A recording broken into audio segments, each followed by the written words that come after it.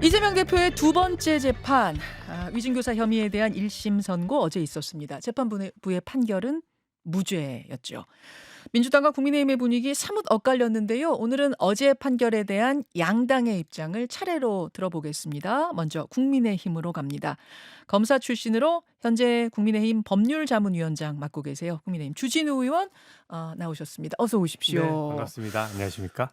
지난 15일에 있었던 이재명 대표 선거법 재판, 네. 이거는 주의원이 형량까지 정확히 맞추셨던 걸로 제가 알아요. 예. 그러셨죠. 네. 근데 어제 재판은 무죄 예상 못 하셨나요? 예, 무죄 예상을 저는 못했습니다, 사실. 전혀 무죄 쪽으로는 생각 못 그러니까 하셨어요. 제가 뭐 유죄 무죄 이런 걸 예상을 해도 이게 내심으로는 이거는 무죄 가능성이 조금 있겠다 이렇게 생각할 때도 있거든요. 예. 이거는 구조 자체로 무죄가 나기 좀 어려운 구조여서 저는 유죄는 확신을 하고 있었던 편입니다. 네. 유죄 중에서도 어느 정도 형량 예상하셨었어요? 저는 징역 1년 정도 형량을 예상했는데요. 음. 이게 나눠서 말씀을 드려보면은 예.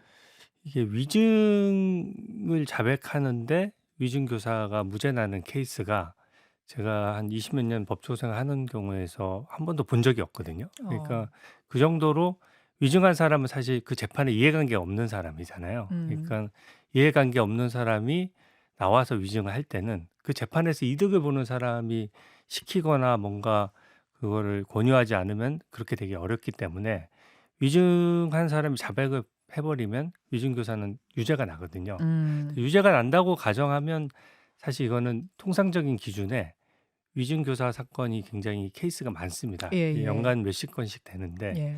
그걸로 보면은 징역 1년 정도 형이 선고되는 것이 좀 합리적인 사안입니다. 위증을 내가 했어 인정을 했고 네. 그 과정에서 김진성 씨가 심지어는 뭐라고 표현했죠? 그러니까 위증 교사를 받아서 이제 내가 위증했소라는 취지의 말까지 진술까지 한 상태이기 때문에 네.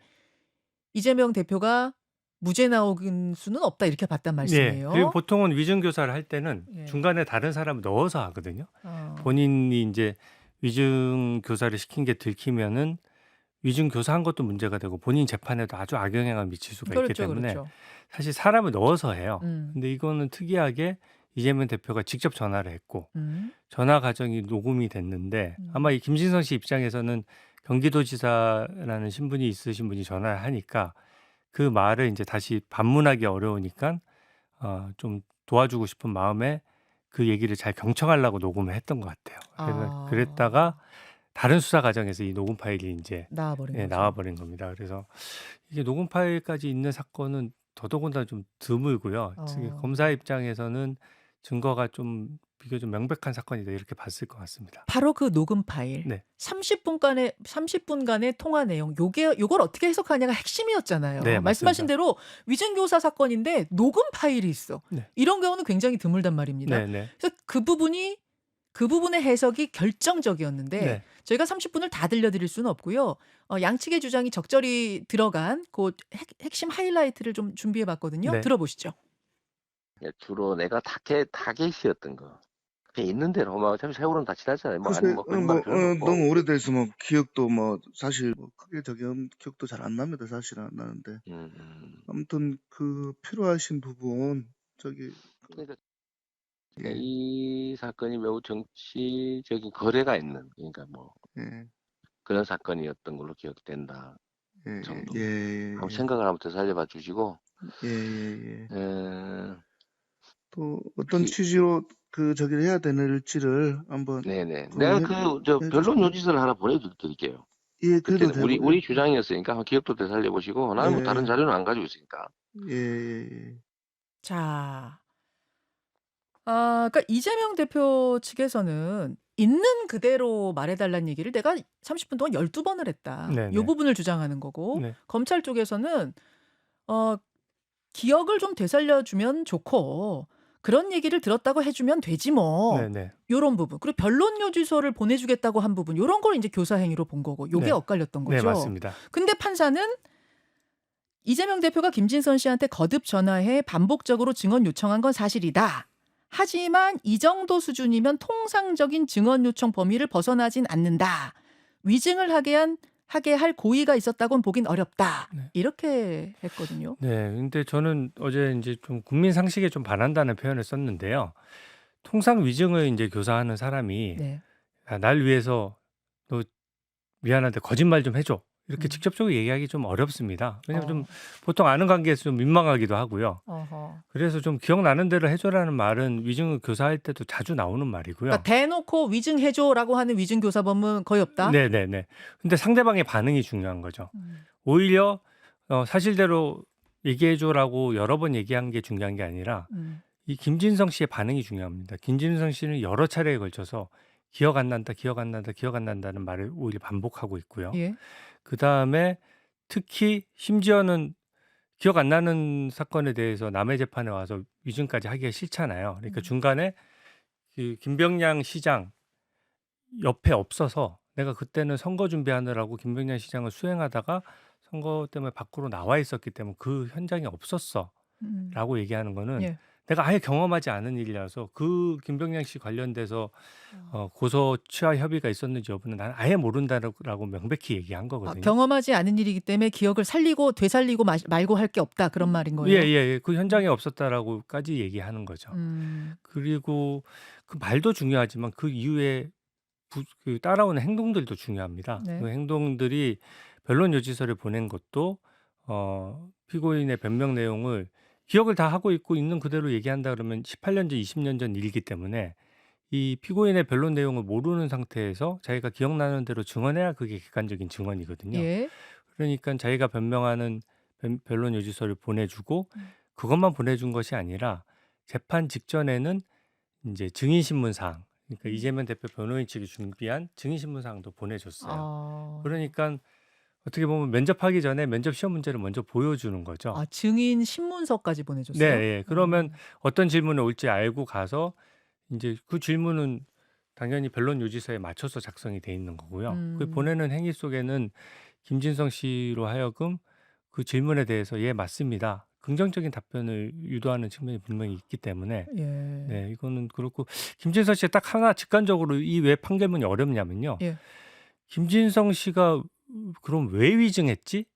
라는 그 간단한 질문에 선뜻 답변이 잘 안 돼요. 그러면은 김진성 씨가 이재명 대표는 그냥 사실대로 얘기하라고 하는데 본인이 그냥 자발적으로 뭔가 이해관계가 있어서 이거를 위증을 해준 거야? 아니면 이재명 대표 말을 오해해서 사실은 있는 그대로 얘기해달라고 하는 건데 위증해달라는 걸로 본인만 착각을 해서 그거 아니에요? 그렇게 본 거 위증했다. 아니에요? 재판관은? 그렇게 봤다고 하는 거는 좀 약간 어폐가 있는 것이요. 네. 그 두 번째 케이스, 첫 번째는 너무 말이 안 되니까 알아서 위증해 줄 리는 없거든요. 이제 재판부는 두 번째 케이스를 좀 염두에 둔 것 같아요. 아, 그래요? 근데 보십시오. 위증이 실제로 위증을 했다라고 자백을 했고 위증도 또 유죄가 인정이 됐어요. 예. 근데 그 김진서 씨 입장에서는 이재명 대표가 만약에 이거를 막 얘기를 하면 예. 30분간 통화를 하는 거잖아요. 예. 통화하는 사람 기준으로 판단을 해야 됩니다. 본인이 김진서 씨 같은 경우에는 이미 20년 전에 김병량 시장의 수행비서까지 했을 정도로 다른 사람 말귀 잘 알아듣고 경험 많은 사람이고 네네. 이미 사업도 하고 있으신 분이고 연령도 상당하시잖아요. 네, 전화 받던 그 당시엔 사업하고 있었어요. 예. 백현동에서 건설 사업하고 있었어요. 그러니까 그 정도 되는 사람이 30분간 통화하면서 느꼈던 것, 이거를 재판부보다는 그 김진성 씨의 판단 기준으로 해야 되거든요. 듣는 사람 화자 입장에서. 근데 본인은 그 위증하라는 걸로 알아들었어요. 그럼 설사 좀 착각을 했다 치더라도 그 위증에 따른 결과 책임은 누가 져야 되느냐는 겁니다. 그래서 계속 변론 요지서 보내고 접촉하고 이런 평소에 반칙으로 해석되는 이런 행위들을 이재명 대표가 했다라고 하면 그 결과로서 위증이 나왔다라고 하면 당연히 직접적으로 위증해줘라는 말을 안 했어도 그 결과에 따른 미필적 고의 내지 책임이 따른다는 것이죠. 이 부분이니까 완전 다른 거네요. 판사는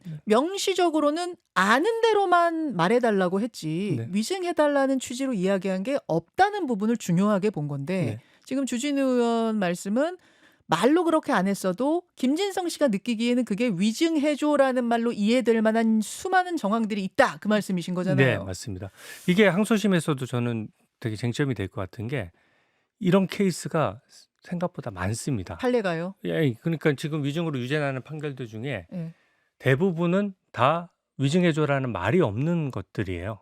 예, 근데 다 유죄가 다 나요? 네, 그런 다 게? 유죄가 나는 것들이 케이스가 많기 때문에 저는 검찰에서 그 케이스들을 재판부에 좀 적극적으로 제출을 해서 다른 사건하고 들쑥날쑥한지를 좀 정확히 보여주면 저는 이 상급심, 특히 2심은 1심의 들쑥날쑥한 판결을 정리하는 게 주요 기능이거든요. 그래서 저는 다른 케이스랑 비교해 봤을 때 이거는 좀 2심이 달리 볼 가능성이 뒤집힐 거라고 상당하다. 보십니까? 네, 2심에서? 저는 2심에서 뒤집힐 가능성이 상당하다 생각합니다. 근데 앞서서 기자들 설명 들어보니까 네. 이런 뭡니까? 위증교사 혐의 재판 같은 거는 1심에서 뭐 부분 유죄가 아니라 아예 무죄가 나왔는데 2심 재판부가 이걸 뒤집기가 쉽지 않다. 네. 새로운 결정적인 증거 정도 나와야 뒤집을 수 있지. 이 상황에서 100% 무죄를 유죄로 돌리기가 쉽지 않다. 그런 네. 취재 결과도 전해줬습니다. 네, 원래 2심은 1심에서 했던 걸 똑같이 하지 않거든요. 그래서 1심에서 만약에 증인을 많이 신청해서 많은 걸 했다라고 하면 예. 2심에서 한두 명 증인을 부른다고 해서 그게 판이 잘 안 뒤집어집니다. 예. 그래서 제가 공직선거법 위반해서 백현동 같은 이슈 같은 경우에는 공무원들이 너무 많이 증언을 하다 보니까 이게 과연 항소심에서 뒤집어지기 어렵지 않느냐 이런 건데요. 이 위증교사도 이제 그런 논리가 성립할 수 있는데 예. 이것은 이 녹음 파일에 대한 해석이 좀 이 재판부가 좀 저는 독특하다는 생각이 들어요. 왜냐하면 다른 재판부에도 상당한 영향을 끼칠 수 있는 판결이거든요. 그렇죠. 이게 이 케이스가 다른 재판에 영향을 안 미치면 사실 이 개별 재판부의 판단이 존중될 수 있는데 이거는 이 판단대로라면 앞으로 위증하거나 위증교사하는 사람들한테 좀 길을 틔워준 거예요. 요 정도는 할 수 있다. 이 정도는 할 수 있다라는데 기본적으로 제일 좀 제가 그 표현 중에 눈에 딱 걸렸던 부분이 예. 통상적인 변론 활동이고 방어권 보장이다. 예. 물론 방어권 보장 중요합니다. 근데 방어권 보장의 범위를 너무 넓혀버린 거예요. 그래서 지금 이대로 한다라고 하면 이제 모든 피고인은 증인과 접촉이 자유롭고요. 보통은 증인과 접촉하는 게 접촉만 해도 재판부에 의심을 바로 받거든요. 변론 요지서 보내주는 게 통상적이지 않아요? 전혀 아닙니다. 예. 하나만 예를 들면요. 예. 어떤 사람이 구속됐다가 보석으로 석방이 됐어요. 예. 그러면은 제일 먼저 보석 조건으로 뭘 다냐면은 예. 사건 관련자와 일체 접촉하지 말 것. 이렇게 달아요. 이번에 쌍방울 김성태 회장도 뭐 어떻게 보면 검찰 입장에서도 그렇고 사실을 막 털어놓은 거잖아요. 예. 본인이 죄도 다 자백하는 상황이고 그 상태에서 보석이 됐는데 자기 생일 파티 한다고 여러 명이 모인 자리에 쌍방울 임직원이 몇 명 포함돼 있었던 거예요. 그러니까 접촉한 것만으로도 검찰이 보석 취소를 바로 신청하거든요. 다시 구속해달라 이런 근데 거죠. 그거는 구속됐다가 또 풀려난 사람이고 이재명 대표 케이스는 좀 다르진 않습니까? 물론 다르긴 한데요. 그만큼 제일 조건으로 할 만큼 이 당사자 간의 접촉을 의심하는데 이건 더더군다나 피고인에 대한 우호적인 증인도 많거든요. 네네. 그러면은 보통은 그 증언의 신빙성을 따질 때 피고인이 뭐라고 하는지 모르는 상태에서 막 묻다 보면 아무리 우호 증인도 피고인과 증인 간의 말이 서로 안 맞거든요. 그런 것들로 그러니까 증인의 증언이 너무 객관적으로 아무런 영향을 받지 않은 상태에서 증언을 해줘야 그걸 재판부에서 종합적으로 판단해서 사실관계를 규명할 수 있는 건데 이거는 피고인이 영향을 미칠 수 있는 통로를 너무 열어준 거여서 변론 여지서를 평소 다른 재판에서 보냈다라고 하면 재판부가 엄청나게 질책했을 겁니다. 알겠습니다. 따라서 이 재판 2심에서 뒤집어질 수 있다는 말씀 지금 하셨고 2부에는 민주당이 또 박균택 의원 저희가 인터뷰를 해서 그쪽 이야기 또 반론으로 듣도록 하겠습니다. 그나저나 어제는 무죄였지만 15일 선거법 1심에서는 무거운 형량이 선고가 됐죠. 징역 1년에 집행유예 2년, 피선거권 10년 박탈. 지금 민주당에서는 위헌법률 심판 재청을 검토하고 있다고 합니다. 이게 뭐냐면은 선거법상 허위사실 공표죄가 표현의 자유를 지나치게 제한한다. 위헌이다. 만약 이 위헌 심판이 시작이 되면 이재명 대표 그 재판은 일단 멈추게 됩니다. 그렇게 되면 대선 때까지 판결이 중단이 될 수 있다는 거예요. 이거 어떻게 보십니까? 위헌 심판을 신청한다고 해서 재판부가 무조건 그걸 받아들여서 재판을 정지하지는 않습니다. 일단 이거는 그 민주당이 위헌 심판을 신청한다는 액션이 있다라고 해서 바로 정지되는 게 아니고요. 그건 결국 법원에서 판단하는 겁니다. 이 그래요? 사건을 정지할지 말지를. 근데 저는 사건을 정지해야 하는 것이 거의 불가능하다고 생각하는 것이요. 이 조항은 수십 년간 예. 우리 그 선거법을 지탱해온 핵심 조항이고 선거법상 허위사실 공표죄. 예. 그로 인해서 의원 배지가 이제 떨어진 소위 말하는 당선 무효형이 된 의원들도 엄청나게 많습니다. 많죠. 룰처럼 작동하는 거예요. 그래서 그 기존 판례들을 후보자들은 숙지하고 이 이상은 굉장히 조심하는 거거든요. 그러니까 이것을 몇십 년간 운영해오고 특별한 사정도 없는데 이재명 대표가 이 리스크에 직면했다라고 해서 갑자기 이 조항에 대해서만 위헌 소송을 한다 그러면 일단 대국민 설득력이 떨어지고요. 재판부에서 이걸 받아들여서 이번 총선 끝나고도 허위사실 공표로 지금 기소돼 있는 다른 의원들도 있죠. 계시거든요. 예.